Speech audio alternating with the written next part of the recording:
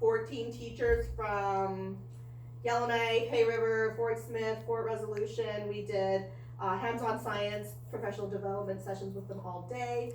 And then as part of that, we were able to bring Celtie in. So we're really grateful to have her here today and willing to do this talk for us. So yeah, welcome Celtie, and I'll let you introduce yourself. Yeah. Okay. Yeah. Well, thanks for coming to the talk.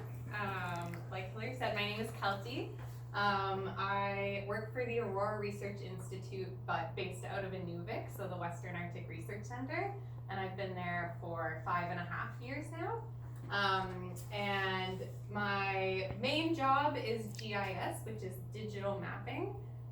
But a lot of that, since I have started the job, has turned into drone flying, which fits really naturally together, which I'll kind of talk about in the presentation. I wanted to ask, does anyone in the room have experienced drone flying? A little, yeah, I know you do. Okay, great. But presumably everyone's interested in learning about drones? Yes. Okay, great.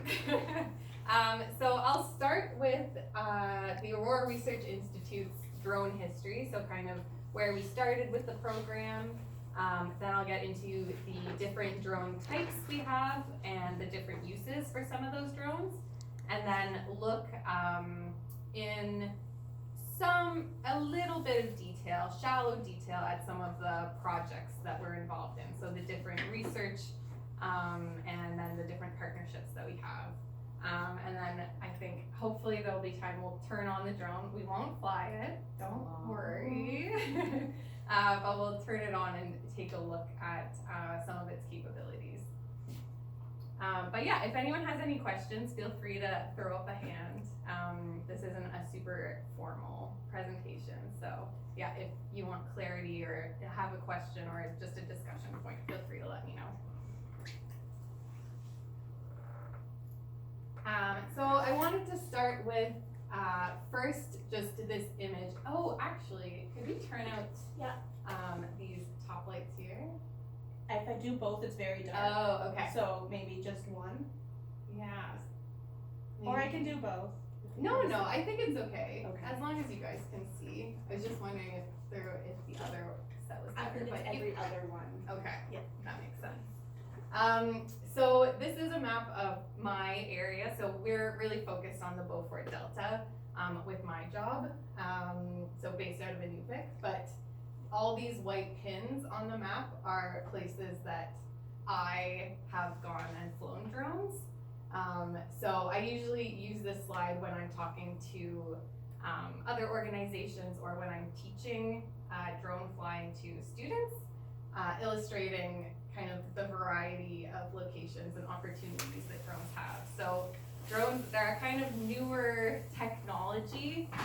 It's continuing to evolve, but it's kind of exponentially increasing in the applications and the different organizations that are interested in using drones for their work.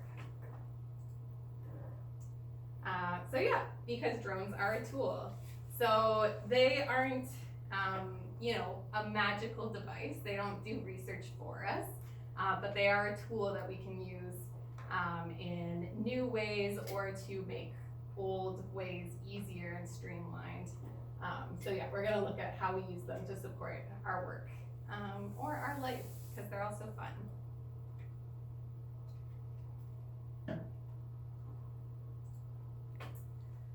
So I've been a drone pilot since 2019, and I started at ARI just before that with my GIS background. But the drone program did start before me. So to look at the origins of the Aurora Research Institute's history with drones, we have to go back to 2016 and 2017, where it originally came out of a passion project and the Inuvik Robotics Club. So some of the instructors of the robotics club had a personal interest in flying drones, started with micro drones and toys, and then it continued to build from there. We started with quadcopters, so those are drones with 4 rotors on them, and with these we were I say we, I wasn't there yet, but ARI was testing the different use and capabilities, seeing if it was useful in, you know, a northern remote location, starting to develop those operating procedures, starting to see the different sensors that could be involved. You can see right on here, we've got a camera, and it's actually 3D printed a mount that's been stuck on the drone. So kind of, you know, MacGyvering the different capabilities of the drone. And at this point, it really showed the need for a GIS team member. So we were collecting all this data, but then there wasn't someone in-house who could actually do stuff with that location data that was being collected with the drone. So the GIS team built out of this robotics club and drone program as well. This was also the start of working with partnerships. So this is another kind of early case drone that apparently was very terrible. But this is in one of the national parks outside of Inuvik, where they were starting to look at vegetation and seeing what could be done with drones. So then in 2019, when I was brought on board, things also shifted in the drone world, because this is when Transport Canada came out with a standardized, established drone flying process for Canadians. So they created a body of rules and a licensing system. So now if you're flying a drone bigger than a mini drone, you have to have a license. It's administered by Transport Canada. It's an online test, and it's there to make sure that everyone is flying and sharing the airspace safely. So it falls under the same rules as airplanes. It's in the Canadian aviation regulations. Those are the laws that are outlined for drones. So with this, with the official rules published, ARI was able to kind of nail down our standard operating procedures and our workflows, and then we could really begin to build remotely piloted aircraft data into projects and develop projects from that. So where we are at now, we've got 6 drone pilots at ARI, and I should say ARI, the Western Arctic Research Center. 4 of those pilots have our advanced operator certificate. So that's a secondary tier of the licensing, which lets you fly in more locations and more circumstances. And then we also have a pilot, 2 pilots with our aeronautical radio license, which allows us to fly in controlled airspace, so around airports with controlled towers. And now we will meet some of our drones. And we do have numerous drones at ARI now, but I always want to stress to people that more drones is adding more complexity.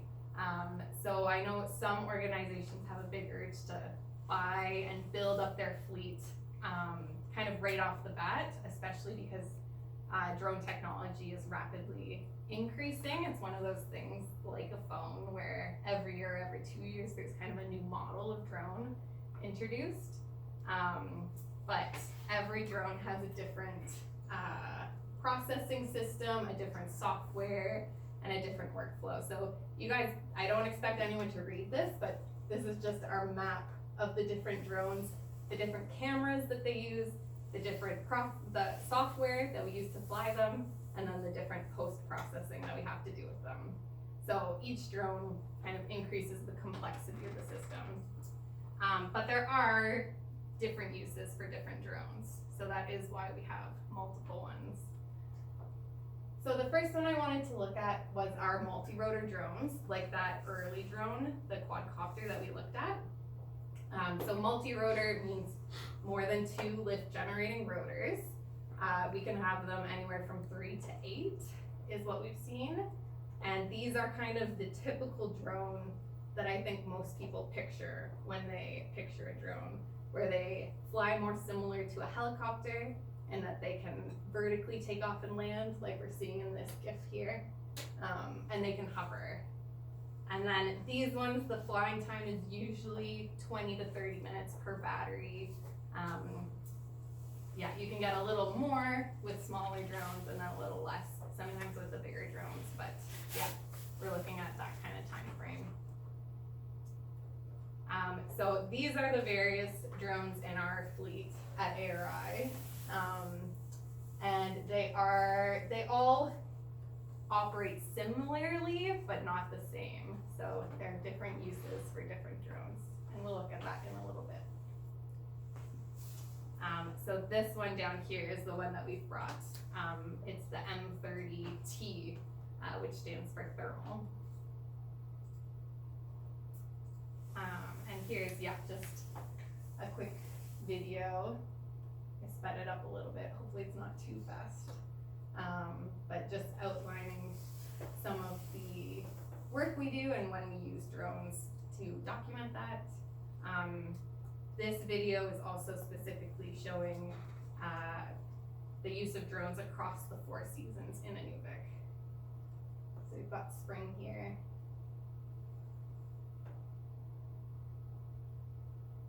To summer. To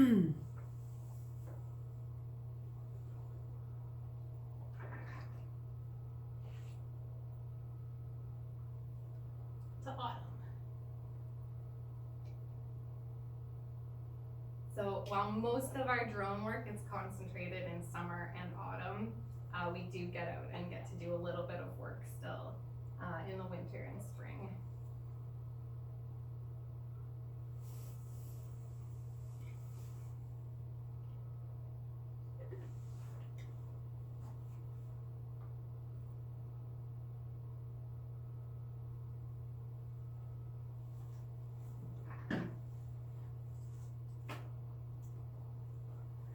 And that brings us to our other type of drone, which are our fixed wing drones, which you can see coming in for a landing on this video right here. So these ones have usually one propeller generating forward thrust, so it flies more like a plane, or more specifically like a stealth plane. And these ones are larger but quite light. So they are built to be efficient, so that we can use this primarily for mapping. So you can see another picture of the drone here. These ones are less flexible, but since mapping is one of the primary uses that we do with drones, this is actually the drone that I use most often. And we have 2 models of this drone. They're about this big, tip to tip. We also have various cameras on various drones. Not every drone has the capability of each camera, but most of them, or I should say all of them, have an RGB camera, which is just a standard red, green, blue camera capturing visual light. So like, an everyday camera. And then most of them are able to capture in pretty high definition because we're flying pretty far away from things most of the time, so we want to have a powerful camera so that we can actually still get a nice image when we're taking pictures with those drones. We also have multispectral cameras on some of our drones. These ones take photos in 4 bands of wavelength, so it's still capturing light in the visible wavelength spectrum, but then it's also extended into near infrared and infrared light. So that's light we can't see, but is very useful, particularly for looking at vegetation health. So with that camera, we're able to look at the ratios of light reflection in those different bands and create mapping products like this vegetation index, showing the health of the vegetation at this site. So anything showing up in green is healthy vegetation, yellow to orange is unhealthy, and then, or less vegetation, and then red is there's not vegetation, and in this case it's sand and ocean. And then we've got thermal cameras. So the thermal cameras give us a surface temperature reading. And we can use that to map water distribution. People can use it to check irrigation systems or assess the functionality of solar panels. So seeing how things are reflecting heat. And we have 2 different camera systems for this. One, we have to process and map after the fact, which is what we can see on the bottom here, which gives us a thermal temperature map of a large area. And then we've also got our thermal drone, which gives us a live temperature reading. So that's what we can see in the top corner there, where basically we can assess the temperature of what the camera is seeing in live time and get point temperature readings of different things. So our multi-rotor drones are very flexible in use, both because of how they fly with a helicopter, like a helicopter, and because the camera is on a gimbal, which we can see on this one here, where the camera hangs down on this piece here, which keeps it both stabilized and maneuverable. So as we're flying, we can direct the camera up and down, and on this one even side to side. So with this, we can take pictures straight down, but also oblique, or looking forward. We can also take pictures in video with this drone and have a live feed. So pretty flexible use case. Some of the examples of things we use it for would be to document sites. Like in this one, we were taking pictures of vegetation plots. So as we had someone traditionally going through and marking the vegetation, we were also getting an overhead view and taking a picture. We can use it to capture pictures of head walls or cliff edges. So this is the head wall of a slump where basically the ground is thawing and material is melting out. So we can't access it because that is just a mud slurry at the bottom there. But with the drone, we're able to fly up close and take pictures. It can also flexibly be used if we're driving or doing kind of assessments of sites and we see something, we can pop a drone in the air and document it. This is where there are thermal cracks in the ground. So as the ground is freezing, it contracts and then the ground actually cracks apart. So you can see those here, which we could see from the ground. Like we noticed them as we were driving, but we didn't have a sense of like the whole scale of them or the network of them until we actually got the drone up in the air and we're taking a look at it. And then this is a video of a frost blister, which is another permafrost feature that temporarily popped up on the road between Inuvik and Tuktoyaktuk, where basically ice or water had gotten trapped by the road. It wasn't able to flow through and it built up and popped the ground up. And then in spring when things were melting, it created an ice cave or a frost blister. So we didn't go in it for safety, but I felt pretty comfortable sending the drone in to do a quick little flight.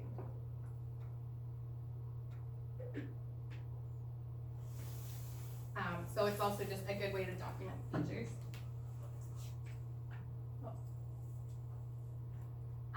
And like I said, those oblique photos where we're looking at things from side angles, it's good for capturing bigger pictures of sites. Whereas the fixed wing drone that we use for that mapping, it is only able to take pictures straight down. And it only takes pictures, not video. And we don't get a live feed from that fixed wing drone. But what we use it for, we don't need those. We're using it to create a bigger mapping product. So this is a flight plan from the fixed wing drone. The purple line is the flight path that the drone took. And then each of the little purple squares is where it took a photo. So basically we pre-set up a mission. We make sure that we have good overlap between flight lines so that each point on the ground is being photographed multiple times. This is what it looks like when we bring it into our processing software.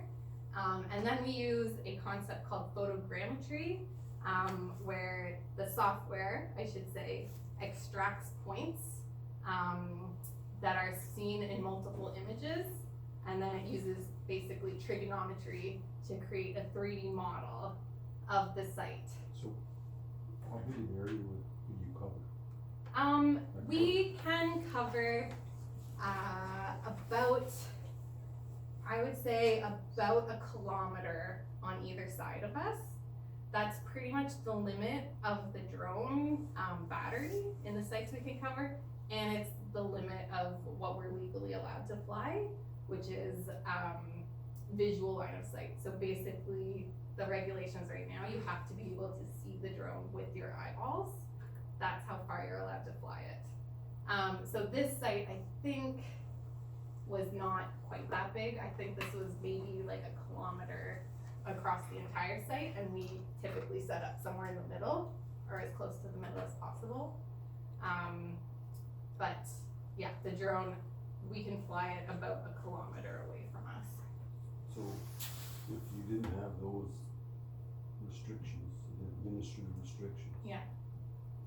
What range could you do when you look on TV what they're doing Yeah. in the Ukraine, for example, or Yeah. planting trees and wherever, vast different distances? Yeah. It would depend on definitely the drone and what you were doing with it. The radio link between them is a limit, which is basically the radio data connection where you're giving instructions to the drone and it's giving information back to you. They say in good, like best case conditions, that can be like 15 kilometers. With the technology, with, you know, this like civilian technology, I'm sure you can get more powerful radio links between things. But the battery life on this drone, for example, it only lasts 40 minutes, and it won't, as soon as it reaches the distance where it knows it needs that much battery to come back, it, as a safety measure, will automatically start coming back. So you're limited with distance that way too. So yeah, I think it really varies, but I've never had need to fly a drone beyond visual line of sight, which again is about a kilometer.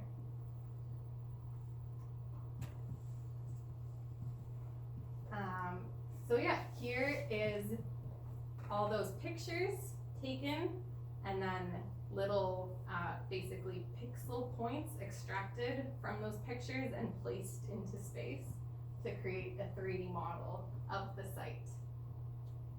And here's a video outlining that as well. So you can see, yeah, all the individual pictures. This was a multi-flight project. I think there was about 13 drone flights in overlapping areas. And it's such a big site, you can't actually even see those pictures placed across the map. Now we're taking a look at the pixels placed in space, the tie points between the photos, and how it's actually a 3D model basically created from those little pixels placed in space. The blue wedges you see are places where we surveyed it. So we combined kind of more traditional surveying technology and did ground control points so that we could make sure that the data that we're collecting was accurately placed in space. So we had to hike around with surveying equipment over multiple weeks. But when you don't have to do that, the drone saves a lot of time. Unfortunately, we normally do want to verify the data that we're collecting, so we still have to hike the whole area and measure it. What site is that? This is Reindeer Station, on the Mackenzie, on the East Channel, north of Inuvik.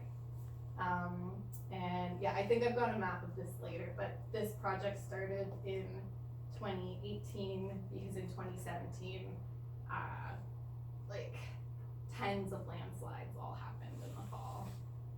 So there was interest in surveying that, seeing the extent of the landslides, and then seeing how the land continued to change after that.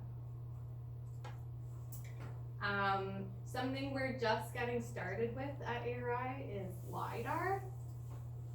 So that is laser, what is it, detecting and ranging, I think? Where a LiDAR unit is mounted on the drone and it's collecting those same kind of data points, but many, many more. So with a LiDAR unit, you can create a super accurate and a more detailed model, because rather than individual pixels being pulled out of images, there's like thousands of data points kind of mapping the height of everything that it's mapping. Including lost cities and monuments. Yeah, if they're there. Yeah. Are those Yeah. trees that we're seeing in that image? This was at the golf course in Inuvik. Okay. So you can see some buildings in here. But yeah, these are like little bushes. Cool. Yeah. And this was just a rough process too. It wasn't like, it was kind of pulled to check the data. It wasn't like the full, processed, point cloud and elevation model. Oh yeah, okay, so here's the reindeer station picture. So from those models, we can also create an orthomosaic, which is a flat image, but of the entire site. So we can see, this is overlaid on satellite data, but this entire area here is created from those photos taken by the drone stitched together. And then we can do further work. That's where my GIS background comes in, is we do further work, digitizing features, seeing how things change. So each of these pink marks is a landslide that happened in 2017. So it was a very dramatic fall at Reindeer Station.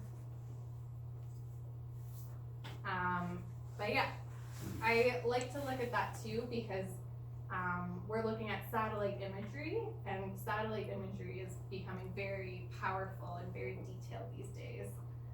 So a lot can be done with satellite imagery, but the beauty of drones for some of this work is that it does do that model, the photogrammetric model, so we can actually look at things in 3D. We build the model, we can look at it from all angles. And then we can calculate and track volume. So we can calculate the amount of material that has moved out of the slump, rather than just tracking like the distance it has grown, for example.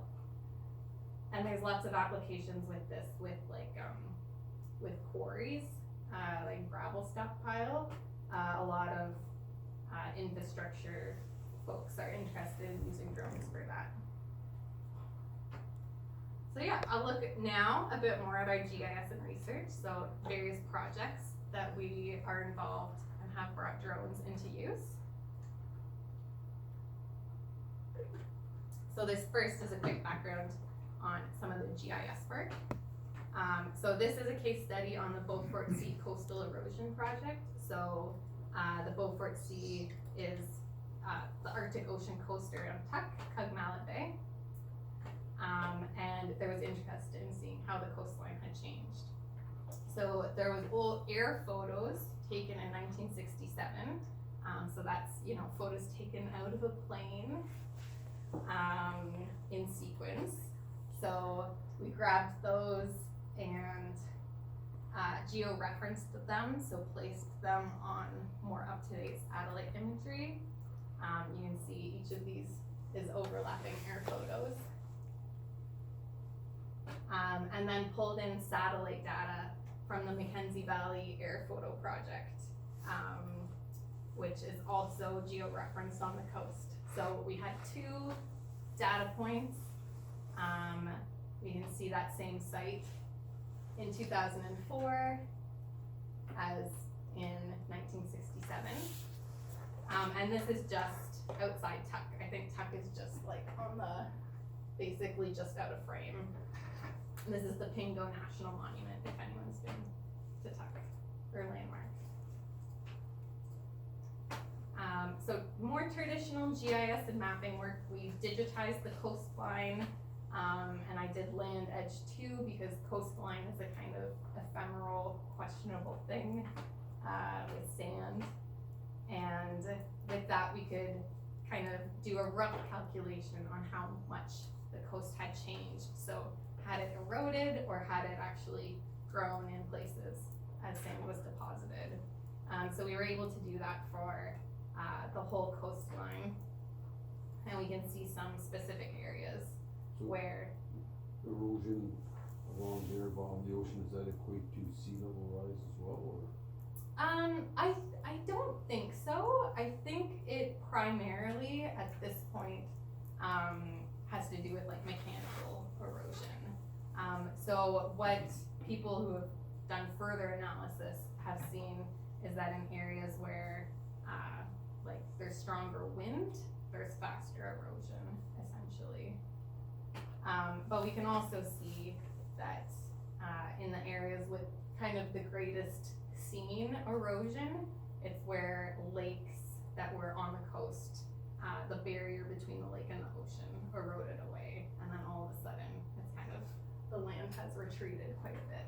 So we can see that in this location here.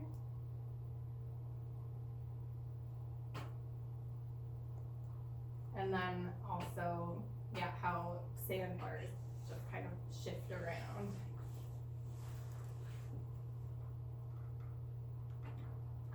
And then where the drones come into this is that we can look at, we can't look at the whole site with drones, at least not with the type of drone work that we're doing. You can get into kind of like unmanned aerial drones, which are more like planes that are flying autonomously, but that's a whole, other level of regulations and permissions from Transport Canada. So what we did was we looked at specific sites where it's not just general erosion, but more kind of permafrost thaw-driven erosion, which is another of these slumps that I've been talking about. So we went out to sites, and weather permitting, COVID permitting, we flew them each year since 2018. So you can see this slump here in 2018. We've got a census scale, so a medium-sized slump that you can see, or maybe you can't see, there's 3 little dots there, which is